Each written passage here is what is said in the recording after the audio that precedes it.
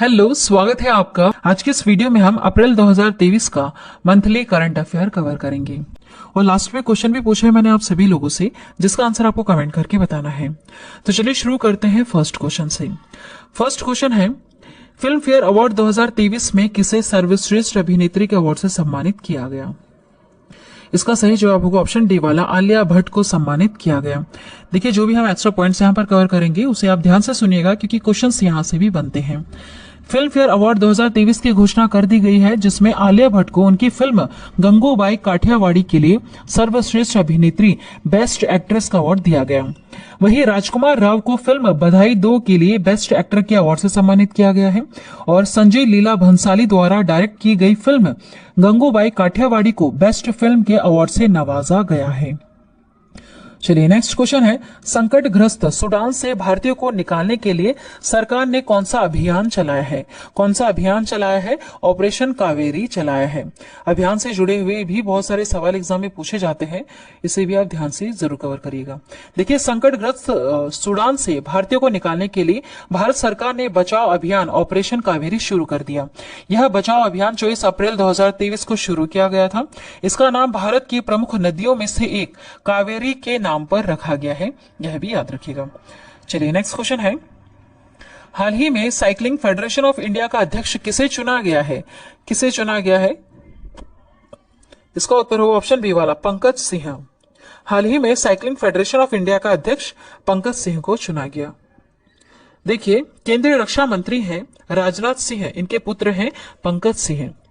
इनको नैनीताल में वार्षिक बैठक में निर्विरोध भारतीय साइकिलिंग महासंघ का अध्यक्ष चुना गया।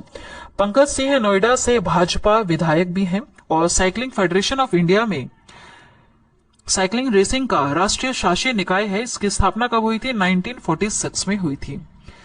चलिए अगला सवाल देखिएगा, भारत किस देश के साथ मिलकर net zero innovation virtual centre बनाने की घोषणा की है?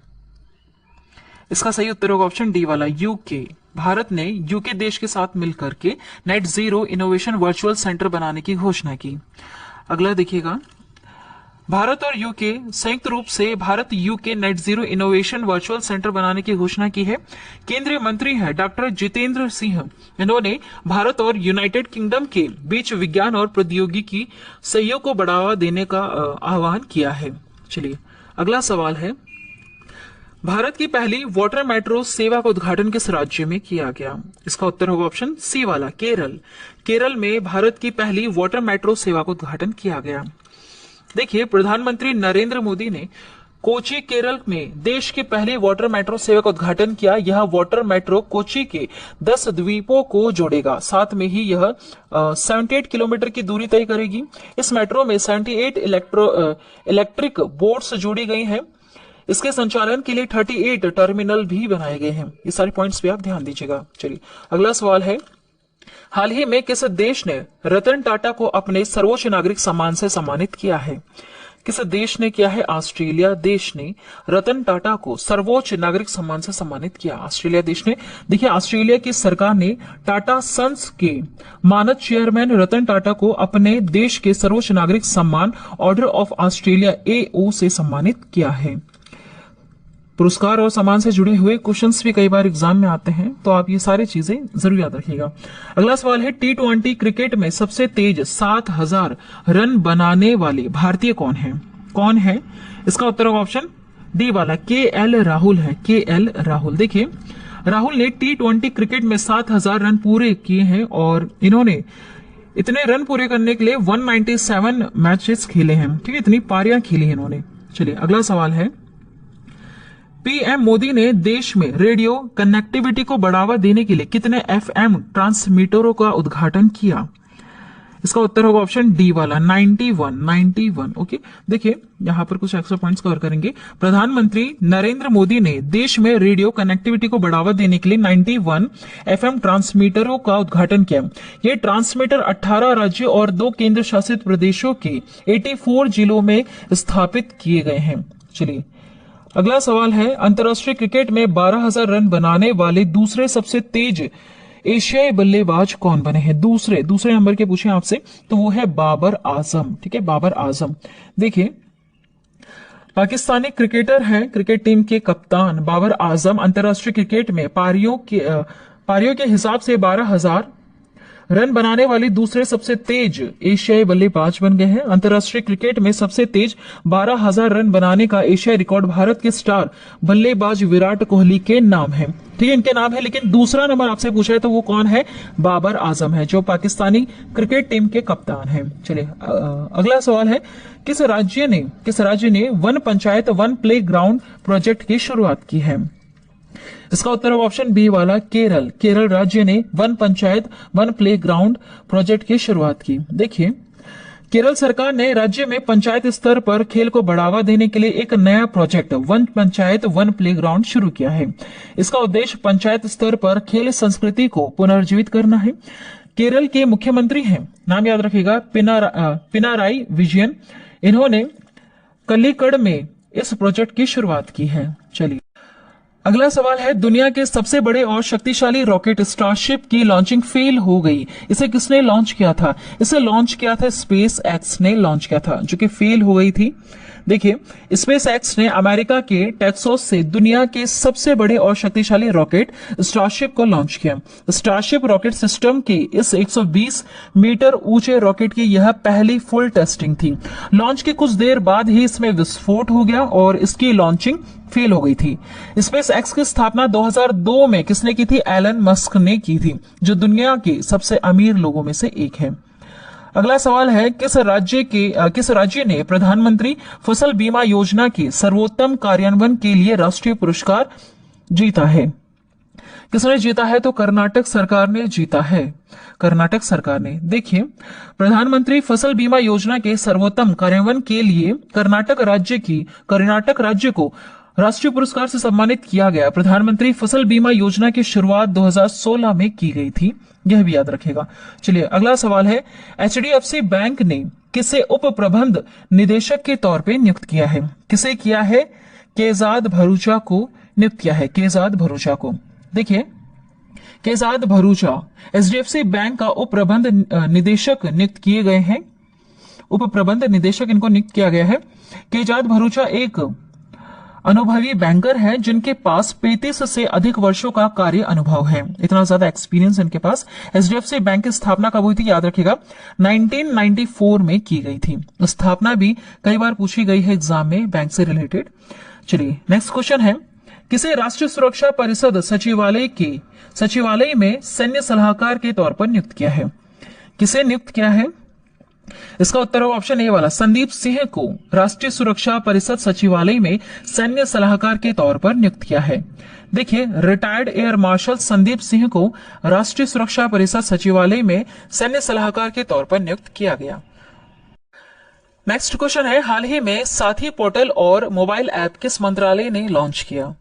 किसने लॉन्च किया है इसको? कृषि मंत्रालय ने लॉन्च किया है, कृषि मंत्रालय ने लॉन्च किया है। तो आई होप आप समझ गए होंगे कि इसमें क्या जानकारियां आपको मिलेंगी। देखिए, केंद्र कृषि मंत्री रहे हैं, इनका नाम याद रखिएगा, नरेंद्र सिंह तोमर। ये भारत देश के कृषि मंत्री हैं, नरेंद्र सिंह तोमर।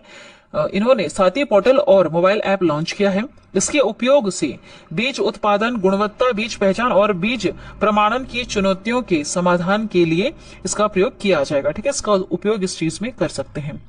चलिए अगला सवाल है, Wisden cricketers of the year चुने जाने वाली पहली भारतीय महिला खिलाड़ी कौन है? कौन है? वह है हरमनप्रीत कौर। इन्हें Wisden cricketers of the year चुना गया है और ऐसा पहली बार किसी भारतीय महिला क्रिकेटर को यह अवार्ड मिला है। देखिए, भारतीय महिला क्रिकेट टीम की कप्तान है हरमनप्रीत कौर। इन्हें वर्ष 2023 के लिए Wisden cricketers of the year चुना गया। Harmanpreet Wisden cricketers of the year बनने वाली पहली भारतीय महिला क्रिकेटर है, यह याद रखिएगा, काफी ज्यादा इंपॉर्टेंट पॉइंट है। भारत के स्टार बल्लेबाज सूर्य कुमार यादव को T20 फॉर्मेट का सर्वश्रेष्ठ खिलाड़ी भी चुना गया है, ये पॉइंट भी आप ध्यान दीजिएगा।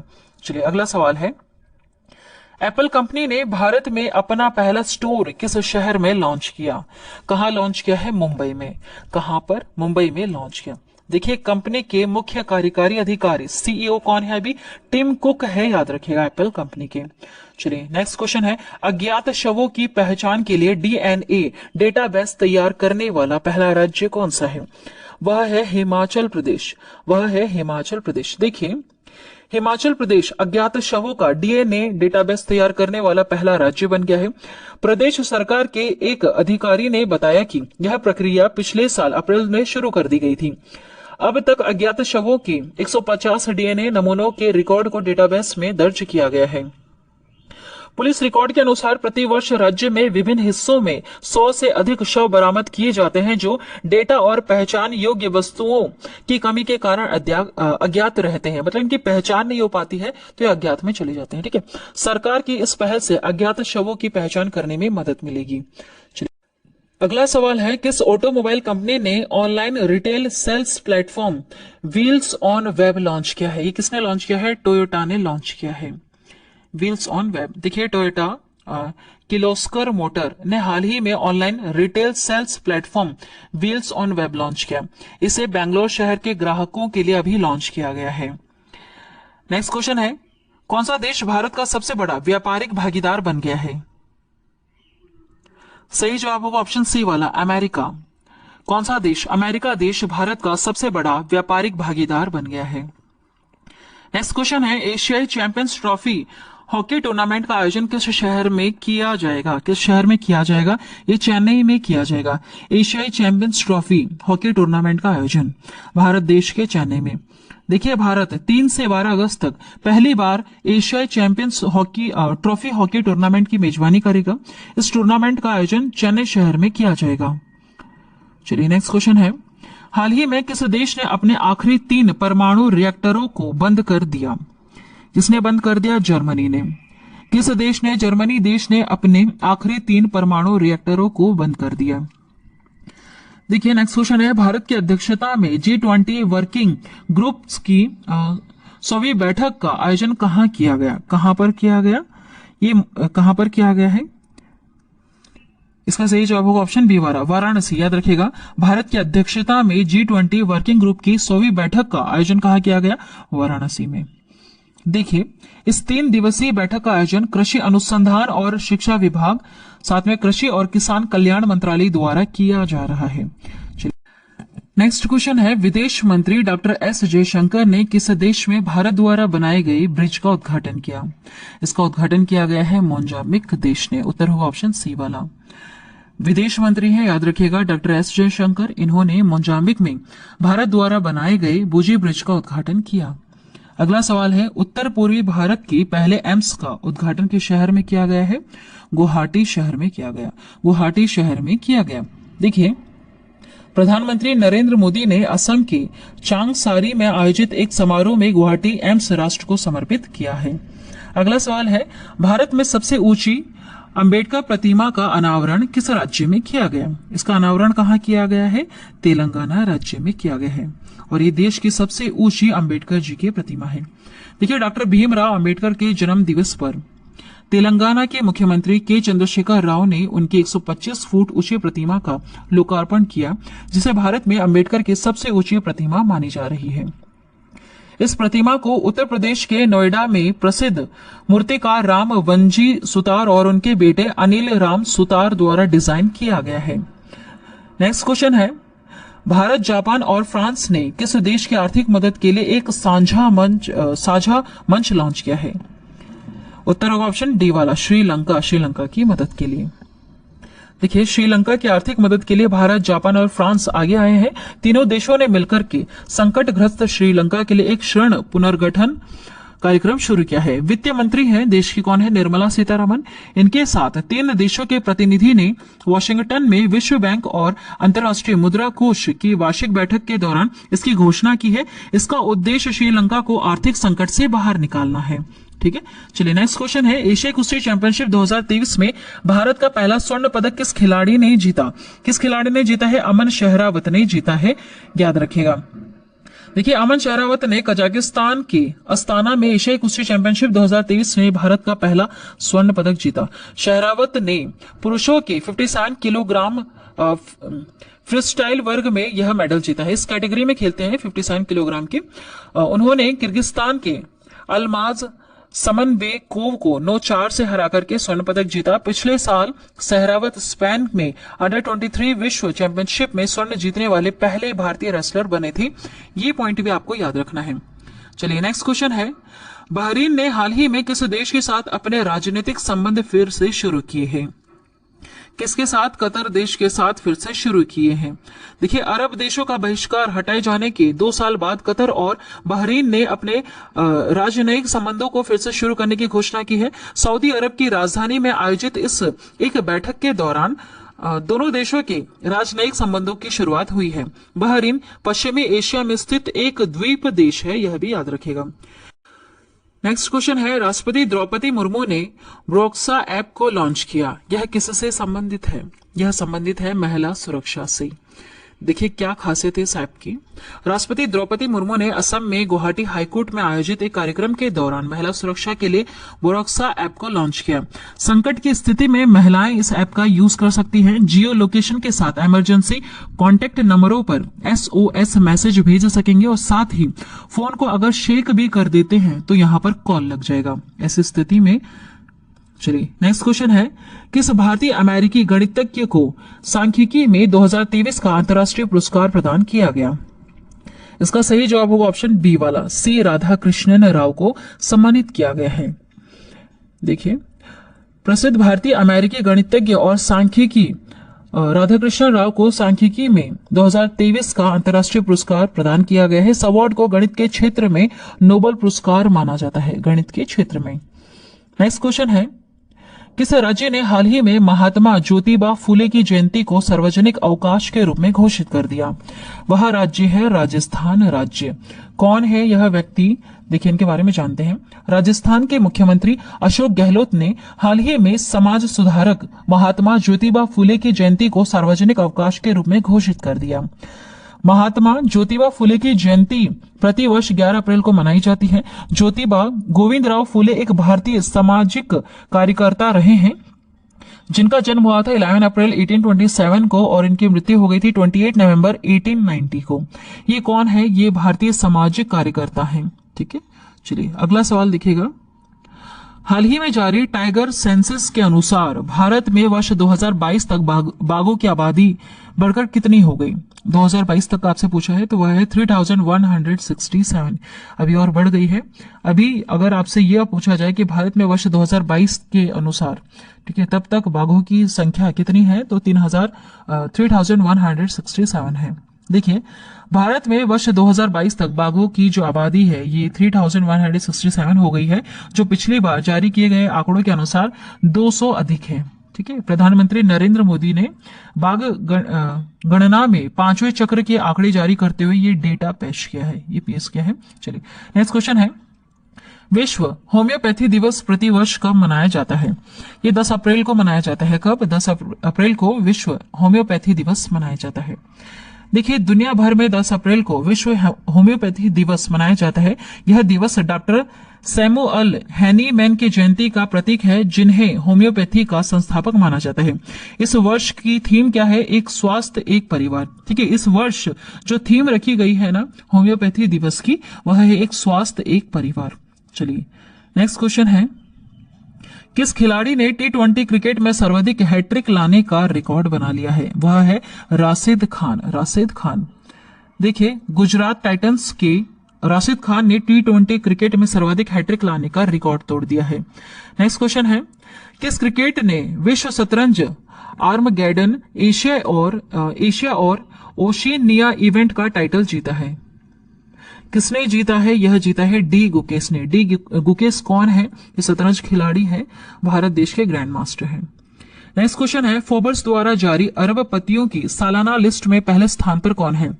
पहले एलन मस्क थे, अब कौन है? अब है बर्नार्ड आर्नो एंड फैमिली। याद रखिएगा, बर्नार्ड आर्नो एंड फैमिली है। देखिए, फोर्ब्स द्वारा जारी अरबपतियों की सालाना सूची में टेस्ला और ट्विटर के मालिक एलन मस्क दुनिया के सबसे अमीर शख्स की लिस्ट में पहले पायदान से फिसलकर दूसरे स्थान पर आ गए। पहले यही हुआ करते थे लेकिन अब दूसरे स्थान पर है। याद रखिएगा, बर्नार्ड आर्नो एंड फैमिली अब दुनिया में सबसे अमीर हो गए हैं। इस लिस्ट में जेफ बेजोस तीसरे स्थान पर है और लैरी एलिसन चौथे स्थान पर है और भारत के मुकेश अंबानी इस लिस्ट में 9वें स्थान पर है, याद रखिएगा। नेक्स्ट क्वेश्चन है, किस देश को पुरुषों के अंडर 17 फीफा विश्व कप की मेजबानी से हटा दिया गया है? पेरू देश को हटा दिया गया है। क्यों हटा दिया गया है? देखिए, फीफा ने पेरू को पुरुषों के अंडर 17 विश्व कप की मेजबानी से हटा दिया है। इसके पीछे तैयारियों का हवाला दिया गया है। तैयारी नहीं हुई थी तो इनसे मेजबानी ले ली गई है। देखिए, फीफा अंडर 17 विश्व कप 17 साल से कम उम्र के खिलाड़ियों के लिए आयोजित किया जाता है, लेकिन अगला कौन करेगा इसकी मेजबानी अभी यह फिक्स नहीं हुआ है। ठीक है, इसकी घोषणा नहीं हुई है। नेक्स्ट है, जगन्नाथ महतो का निधन हो गया है। वह किस राज्य के शिक्षा मंत्री हुआ करते थे? ये झारखंड राज्य के शिक्षा मंत्री थे जगन्नाथ महतो, इनका निधन हो गया। चलिए नेक्स्ट क्वेश्चन है, किस देश को संयुक्त राष्ट्र के सर्वोच्च सांख्यिकी आयोग का सदस्य चुना है? किस देश को चुना है? भारत देश को चुना है। भारत देश को संयुक्त राष्ट्र के सर्वोच्च सांख्यिकी आयोग का सदस्य चुना गया। देखिए, भारत का कार्यकाल 1 जनवरी 2024 से शुरू होकर 4 वर्षों तक चलेगा। भारत के विदेश मंत्री हैं एस जयशंकर। इन्होंने बताया कि भारत ने सांख्यिकी विविधता जनसांख्यिकी में अपने विशेषता के आधार पर यह सीट हासिल की है। संयुक्त राष्ट्र सांख्यिकी आयोग की स्थापना कब हुई थी? 1947 में हुई थी, यह भी याद रखिएगा। यह वैश्विक सांख्यिकी प्रणाली का सर्वोच्च निकाय है। चलिए, आज की वीडियो में इतना ही। 40 क्वेश्चन हमने यहाँ पर कवर करवाए हैं और सारे क्वेश्चन काफी ज्यादा इंपॉर्टेंट है। लास्ट में क्वेश्चन पूछा है मैंने आप सभी लोगों से, जिसका आंसर आपको कमेंट करके बताना है। क्वेश्चन है, भारतीय राष्ट्रीय राइफल संघ के अध्यक्ष के रूप में किसने पदभार ग्रहण किया है? किसने किया है आपको कमेंट करके बताना है। भारतीय राष्ट्रीय राइफल संघ के अध्यक्ष के रूप में किसने पदभार ग्रहण किया? चलिए, आज की वीडियो में इतना ही। अगर आपको वीडियो पसंद आती है तो चैनल को अभी सब्सक्राइब करें, बेल नोटिफिकेशन आइकन पे ऑल प्रेस जरूर कर दें। जब भी हम एक न्यू वीडियो अपलोड करेंगे तो एक नोटिफिकेशन आपके पास पहुंच जाएगा। Thank you.